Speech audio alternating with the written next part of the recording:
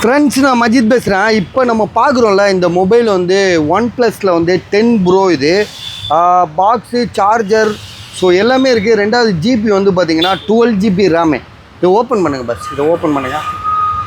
அதாவது 12 GB RAM, 256. Mobile வந்து பார்த்தீங்கன்னா பாக்ஸு, சார்ஜரோட ஃபுல் கிட்டோடு இருக்குது. பேக் டோர் லேஸாக உடஞ்சிருக்கு, மற்றபடி வேறு ஒன்றுமே இல்லை. பேக்ரவுண்ட் கிடையாது, தெளிவாக இருக்குது. 15,500. அந்த ஃபோட்டோ கட்டுது, அதெல்லாம் பேக் பண்ணி பாருங்க.